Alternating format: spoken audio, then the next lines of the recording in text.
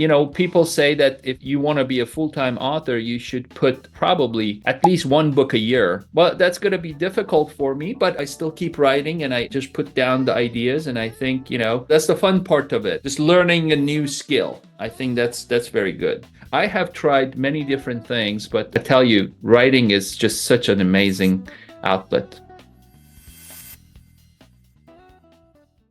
Some experts chase attention, but the smart ones build authority. You're listening to the Authority on Demand podcast, where credibility becomes your competitive advantage.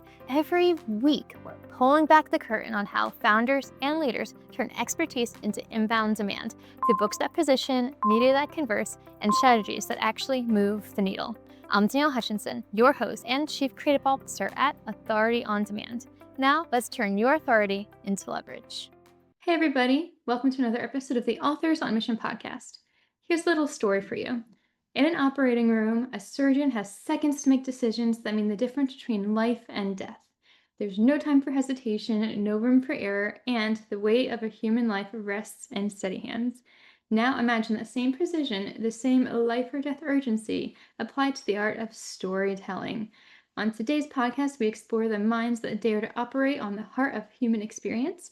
I'm your host, Danielle Hutchinson, and today we're scrubbing in with Dr. Reza Rajebi, a man who saves lives any day in Houston operating rooms, and by night writes incredible stories. Today we're going to be chatting about two of his books, Deadman's Pacemaker and Code Extinction. So I'm ready for an amazing time. Reza, welcome to the show. Thank you. Thanks, Dan. Thanks for having me on. Hey, real quick before we jump back in, if you're loving what we're doing here, hit that subscribe button and drop us a like. We're bringing you the best authors, the most real conversations, and all the writing wisdom that you didn't know you needed. So stick around because it only gets better from here. All right, now let's get back to the conversation.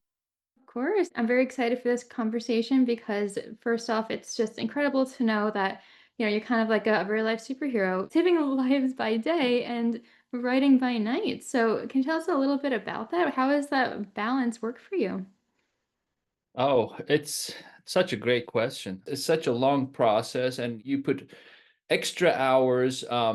There is a limit that was put in a few years ago, and they said that a resident or a fellow cannot work more than 80 hours a week. Just think about that. So most of us as doctors, your mindset is working those 80 hours a week. So sometimes when things are slow and I'm just doing, my regular time as kind of an 8 to 5 doctor, things can be boring, to be honest with you.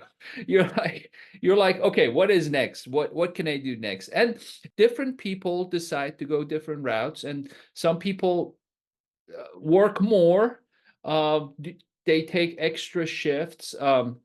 Some people spend more time with family, and some people, like me, try to find new fields, let's say, new venues to kind of explore. So initially, after I finished my training, I was thinking that new venue for me is going to be more like on the scientific side of things. And I got involved with a lot of society activities and doing different things in terms of just the small community of interventional radiologists. That's what I do for a living. And I tried to get involved with that community, and it was very good. It was rewarding, but bottom line is I realized, what should I say? It's not very satisfactory for me. I wanted to create something. And that's something I went back and forth. And um, when I was a kid, I probably had three major hobbies. I played soccer, and I watched movies, and then I read books. So my parents, they encouraged me to, from the minute I can remember that I was able to read, I started reading books. And they just wanted us all, three brothers, to start reading and making decisions based on those readings and those experiences in life. And I'm always thankful for that, for my parents just giving us that opportunity and introducing us to the world of books. So I always dreamt of being an author, and a few years ago, I just said, okay, I'm gonna start doing this. And I had some ideas. People ask me, how do you get these ideas? And I don't have an answer. I don't know how it happens, but I try to take different topics that seem interesting to me, and I combine them together, and it becomes an idea. Right. And and I had the initial idea of the Deadman's Pacemaker, and this was basically taking a regular person, Iranian American physician who has a great life in the US, practicing medicine, but at the same time, he's tormented by what's happening in his motherland. And he gets involved with this plot to do something about it. And I started writing. I started without any uh, official training. I started writing, and then I went back and I read it, and then I was like, "Oh, this is crap." So, so that was my initial, because I didn't understand the structure. I realized what's happening is that I am writing like a movie. Okay. So I realize I'm basically mixing two outlets, and that doesn't work. So at some point I decided, okay, now I have this extra time. What I'm going to do, I'm going to educate myself how to actually write. So that was the fun part of things, because you get to a certain age and you think like you're done with learning. And a lot of people are like that, especially I always talk about this. I feel like there should be a specific track in higher education institutions, and there should be like teaching the highly educated people, because that's extremely difficult. Um, I feel like people, like when they get to a certain level of education, they're like, they kind of close that learning part. So what I did, I started taking courses, I started reading books, and I ended up hiring writing coaches. So the whole process took the whole process of learning and writing and um, editing. It took probably more than 4 years, which is way longer than what you expect. And that's because of my normal day-to-day job. I don't have that much of extra time to put into it. But people say that if you want to be a full-time author, you should put probably at least one book a year. Well, that's going to be difficult for me, but I still keep writing, and I just put down the ideas, and I think, that's the fun part of it. Just learning a new skill. I think that's very good. Yeah, well, I think you definitely are the walking example of that phrase, teach an old dog new tricks. Some people think, like, I'm already got my life established, I'm in the health field and everything. And most people would see extra time on your hands as, okay, let me go take a vacation, let me catch up on Netflix. But instead, you kind of drove yourself into your passion and you went out and you learned more about it. And I think that's just an incredible story that Right. Right. listening to they can learn from. Yeah, So. a lot of my friends and coworkers from medical field, they feel like I'm crazy, to be honest with you. They're like, what is this guy doing? Like, why is he like spending 5 hours of his Saturday doing a book signing? Well, the Like, book signing, I think anyone would be jealous about. Everyone wants that's the dream is having your book out there and signing the book. So I think what people probably think you're crazy for is the writing process, that tedious like revising, drafting, all of that. That's probably what I would assume they were. yeah, it's like people are like, this guy is crazy. Like, you can have a normal life, just go enjoy your life, take a vacation, like you said. But not everything in my world, not everything comes down to a financial gain or Right. let's say, comfort. Throughout my life, I have tried to put myself through difficult situations. I think that's what makes you grow as a human, putting yourself in a difficult situation and getting the experience out of it. So I have tried many different things, but I tell you, writing is just such an amazing outlet. It's so much fun. Oh, I definitely agree. And yeah, I mean it's something that I definitely relate to. I also work as a teacher, so but what I really love doing is, working for my publishing company and doing my podcast and all that. So you got to really find time for your passions. That being said, though, I think it's time for us to transition a little bit into the books themselves. You Sounds talked a good. bit about the Dead Man's Pacemaker before. First off, do you have a copy of either of the books with you today? Yes, let me Okay. go grab them. Just give me a second. Perfect. I always like to give authors an opportunity to show off the covers because it's a part of the book that really means a lot and brings value to it that people don't always think about. So, really excited to put some spotlight on these. I love that.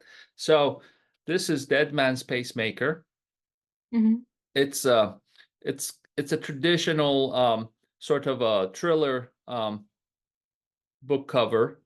It shows the person, the hero of this story, being a surgeon in the United States and being a um, so-called spy in Iran, and it has the flags of backwards. And obviously, we're talking about the Iranian nuclear program, which it turns out this to be such a timely. I talk to people, and people are like, "How did you know that when to publish the book?" Because I published a book in on May 1st, and less than 2 months, and this book talks about the potential war. Mm. And actually, the hero, Dr. Arman Piruzi, goes to Iran to prevent the war. And right less than 2 months after I published the book, the war actually happened. So people ask me, um, how does this how did you know about it? I'm like, I didn't know about it. It was just a feeling. The cover has an image of a man behind it, kind of your typical thriller. Um, you know, Correct. Go ahead and let me know what went into the design process for that. So I wanted to show the two sides of our hero, Dr. Armand Piruzzi. On one side, he's a surgeon in a typical surgical outfit. He has a surgical hat on with the American flag on the background, and on the other side, the second half, he's an ordinary person, so-called an agent or a spy with the Iranian flag on the background. And as you can see, there is a missile there. And what happened is this book, I published this on May 1st. Mhm. And this actually goes over the possibility of a war between Iran and Israel and the United States. And Arman Piruzi, actually, one of the reasons that he decides to take on this mission is to prevent the war. And Mhm. it's interesting that the exact war that I was talking about in this book happened in less than 2 months after publishing the book, which is crazy, because people were like, now a lot of people tell me, how did you know this? And I was like, it's not that I knew it. I was just, this was something that was coming. I could see it somehow. I could see it. I'm not a politician, but somehow I knew that this is an um, a major possibility. So this was that cover for the Deadman's Pacemaker, and for Code Extinction, we went all out. I actually love this cover. So you can see from just the font, we spend a lot of time with the designer to work on the font and make sure that it looks something futuristic. It looks something out of a Matrix, not being like the movie Matrix, but to look like something like that. And the background, you can see the Earth, and you can see the that gives you the idea of, but you're seeing the Earth out of space, so that gives you an idea of the what is part of this is the book is obviously is alien encounter and first contact. That gives the theme of that book. And I also love the symbol that we designed. It has some elements of Persian history. It's the wings that you see on the sides. It comes from a very famous Persian Zoroastrian symbol. It's called Farbahar, and the center has changed, and that shows a sign of entropy.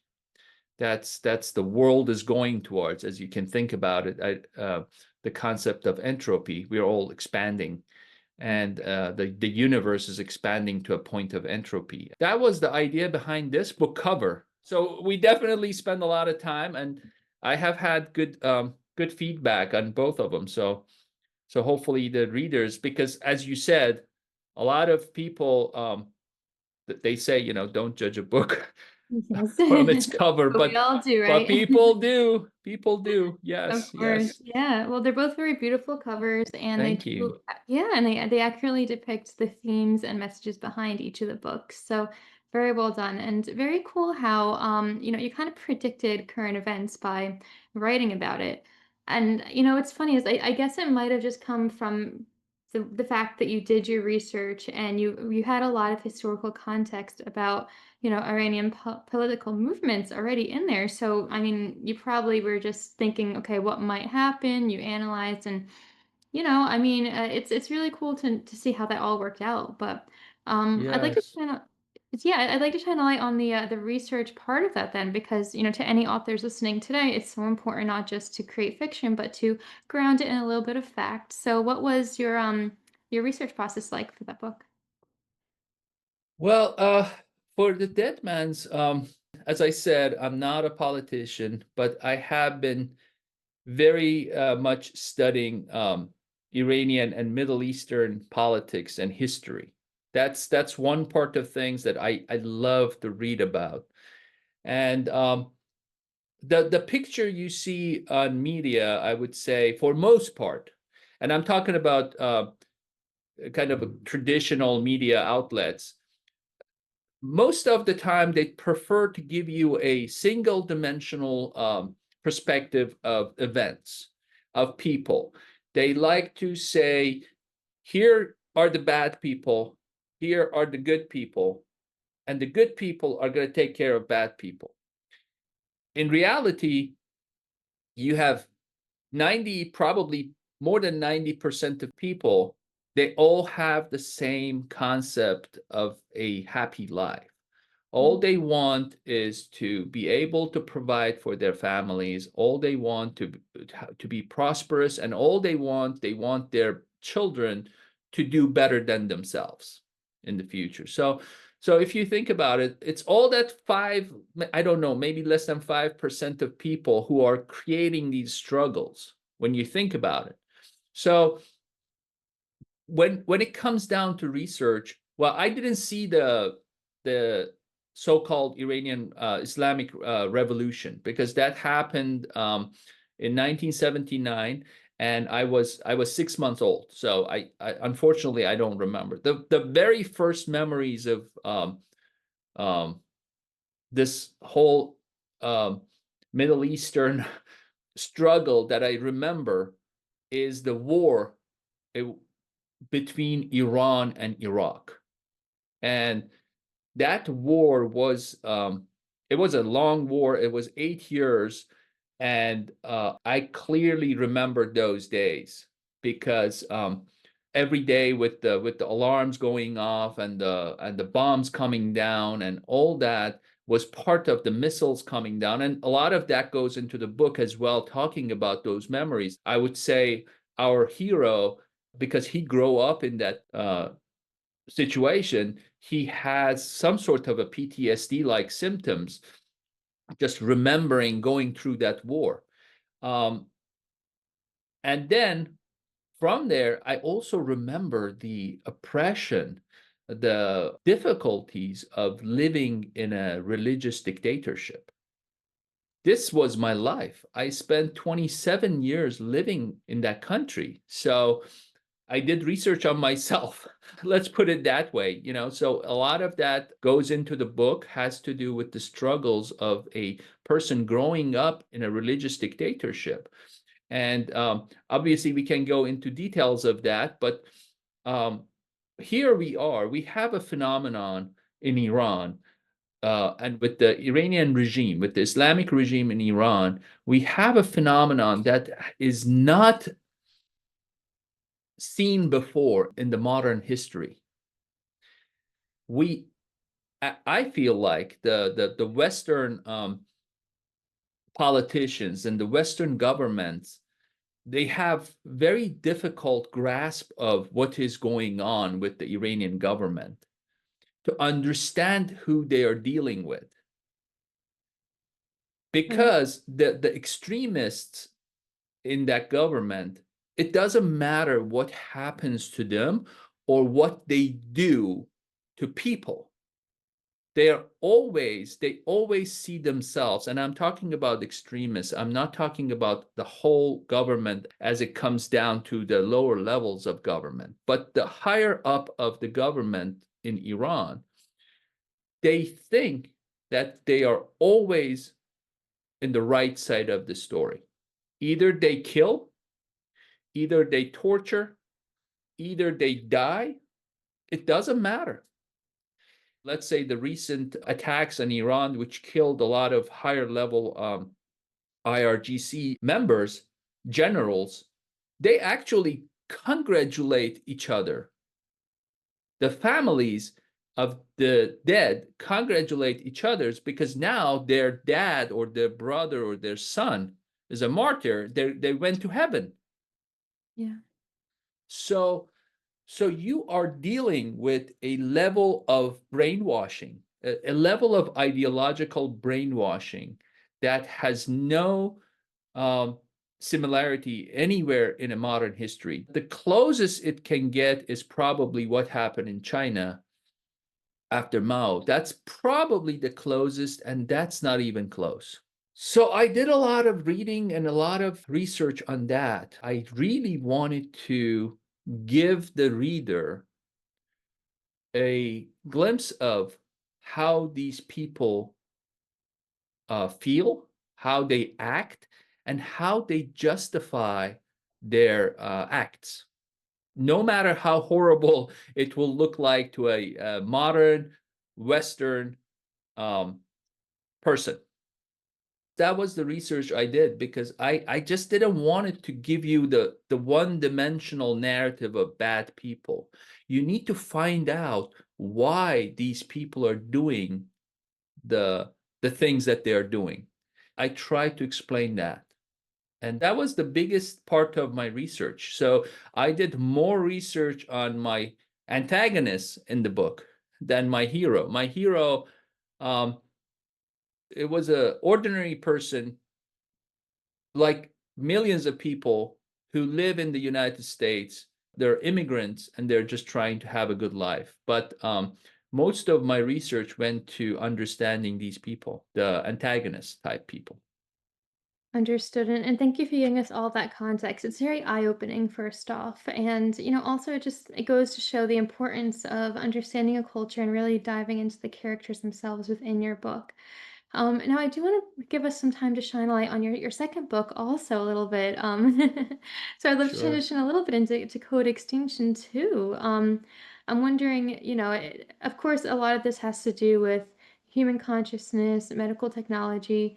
What from as a doctor's standpoint, how do you envision, this book in terms of, what might be coming in the future? Do you think there's a certain message behind the premise that you have here for Code Extinction? Yes, a great question again. So I call this new phenomenon, I call these new people the kings without land. Hmm. So we went through a era of awakening. We went through an era of democracies in the Western world, and we decided that we're going to go away from traditional kings. We decided that people are going to vote and they are going to pick up their leaders and the way that they want to be governed. And slowly, in the last maybe 20, 30 years or so, maybe longer than that, now we have new kings. Okay, like, for example, I was just reading that 15% of the wealth in Silicon Valley belongs to only 8 families, right? It's This pretty is eye-opening. this is very dangerous. We are going back. We are going back. These people, and I don't know these people. I have no idea. I don't have a rich friend, thank God. But I don't know their intentions. I don't know that most of them, I'm sure a lot of them, like maybe all of them, they want the good for humanity. But we have tried this before. We have created the kings who also they wanted to have a good good country. They wanted to run the things, as good as they wanted. And I feel like these people are now running our government and our societies just the way it is. They are actually they have the power to manipulate the voting process. um, they have power to uh, work to affect your creative process. For example, there are certain outlets that if they decide that certain books should not be published, you're out. It's very simple. So, and now what they're trying to do, in their process, now they want to replace humans with AI, with computers, and with digital platforms. And what worries me is the problem of control. Humans fought centuries for freedom. Now we are going to have a new form of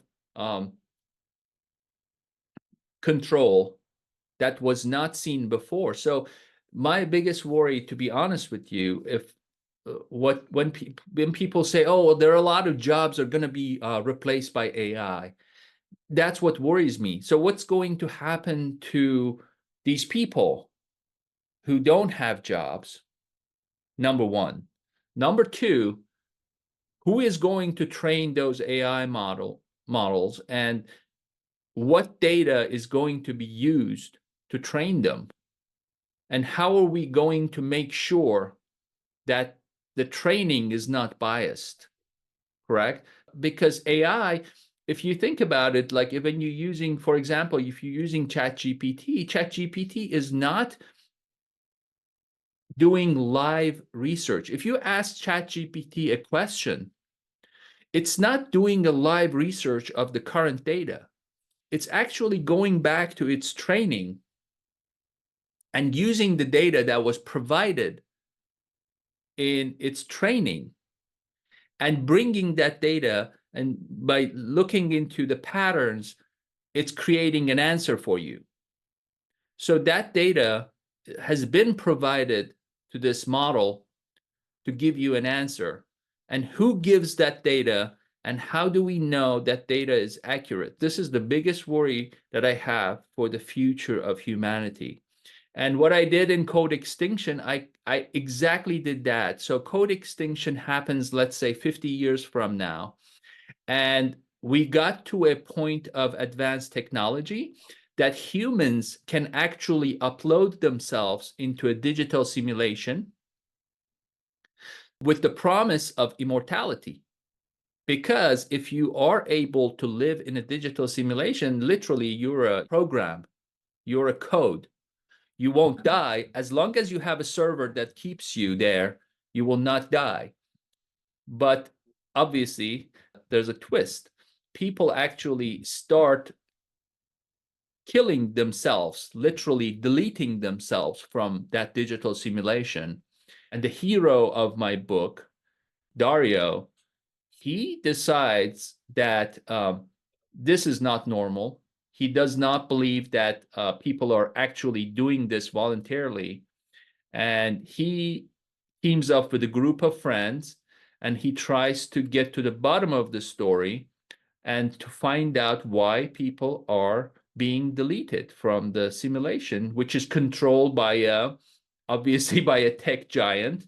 I'm not going to spoil the rest of it, but that's the whole promise. And that's what I try to explore in Code Extinction. And that obviously opens a new door for more.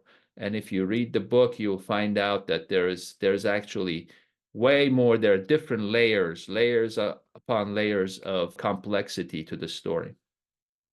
Yeah, well, thank you so much for giving us that overview. And you do raise some very valid concerns, especially when it comes to technology and what they're being trained on. It's something that we all need to keep an eye out for. But at the end of the day, it's great that you wrote the books about it because you are raising awareness, getting people to think about it a little bit more.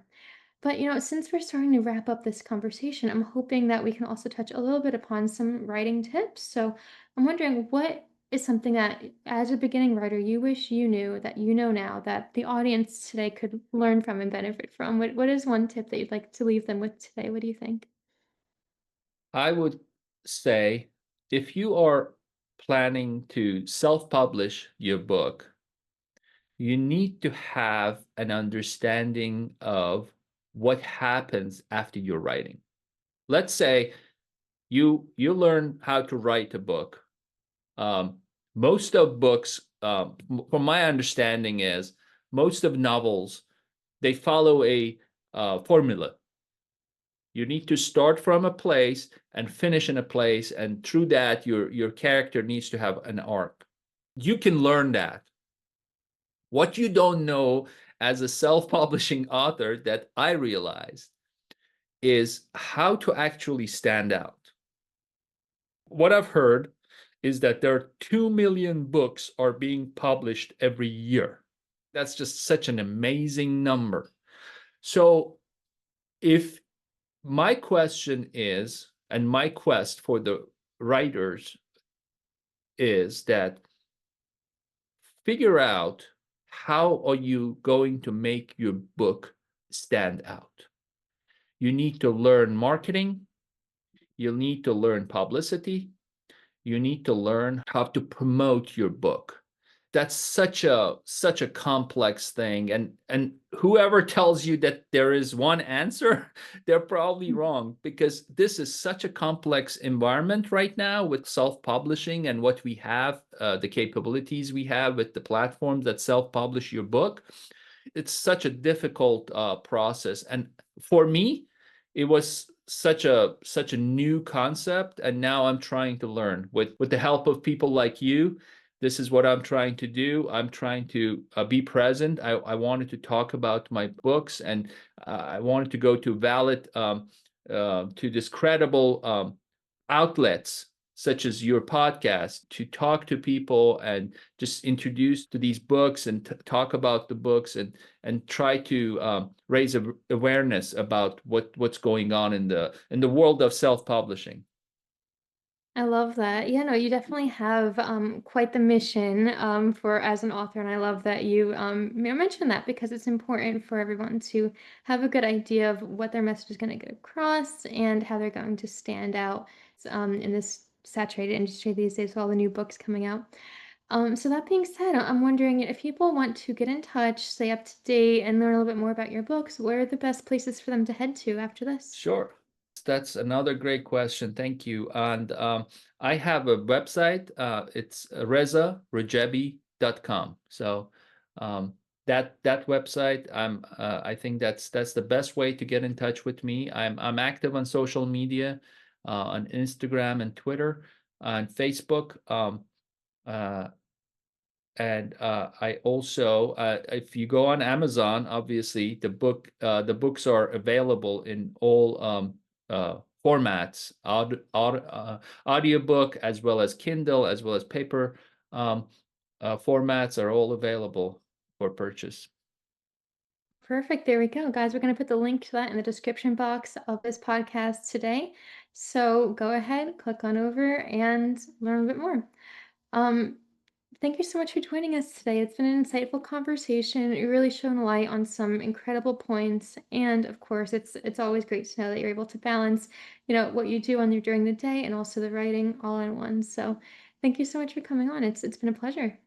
Thank you so much. This was such a great conversation. I appreciate it. Agreed. Yeah. So to all of our listeners, again, if you're inspired by our conversation today, remember that every great story begins with somebody willing to ask the difficult questions and brave enough to explore the uncomfortable truths. So whether you're battling political oppression or technological overreach, whether you're saving lives in an operating room or saving souls on the page, your mission matters. So until next time, keep questioning, keep creating, and remember that every author is on a mission, but the best ones take us along for the journey. Thank you so much for joining us. It's been a pleasure. Have a great Awesome. day. That was great. Thank Yeah. you. That's a wrap on another episode of the Authority on Demand podcast. If today's conversation sparked something in you, don't keep it to yourself. Share this episode with a founder or leader who's ready to stop being the best kept secret in their industry. If you want to turn your expertise into inbound demand, head to authorityondemand.com to see how we help clients go from unknown to in demand. I'm Danielle Hutchinson, and I'll catch you on the next one. Now, go build some authority.